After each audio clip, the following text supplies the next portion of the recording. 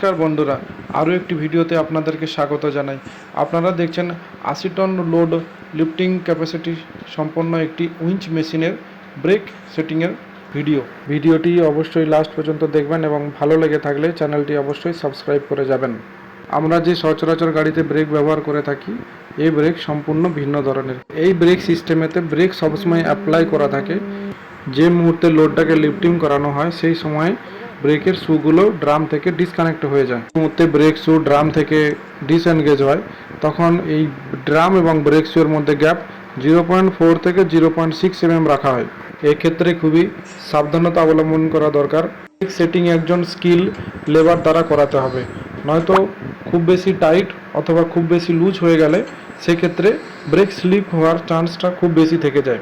আমার এই ভিডিওতে লক্ষ্য করুন, যখনই ব্রেকটা অ্যাপ্লাই হচ্ছে সাথে সাথে কিন্তু ড্রামটা থামছে না এবং উল্টো দিকে ড্রামটা ঘুরে যাচ্ছে। এটা একদমই হওয়া উচিত না, ড্রামটাকে বন্ধ হতে হবে।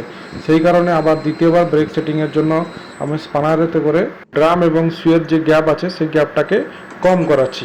দেখুন আমার সেটিং হয়ে গেছে এবং দ্বিতীয়বারের মতো আমি আবার করলাম এবং দেখলাম যে পুরোপুরি ড্রামের অপোজিট দিকে ঘোরা বন্ধ হয়ে গেছে ব্রেক এনগেজের সাথে সাথেই।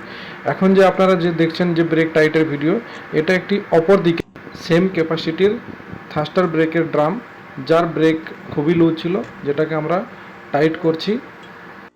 দেখুন এই ক্ষেত্রে একদম পারফেক্ট হয়েছে, বন্ধ করার সাথে সাথেই ড্রাম একদম উল্টো দিকে ঘুরছে না।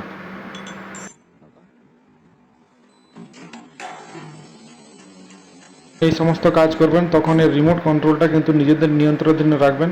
অনেকটা হাইটে যখন কাজ করছেন সেফটি বেল্ট পরে অবশ্যই কাজ করবেন এবং নিজের প্রতি খেয়াল রাখবেন। এই সমস্ত ভিডিও আরও পেতে গেলে আমার এই চ্যানেলটিকে অবশ্যই সাবস্ক্রাইব করে রাখবেন। এখনের মতো এইটুকুই, ধন্যবাদ।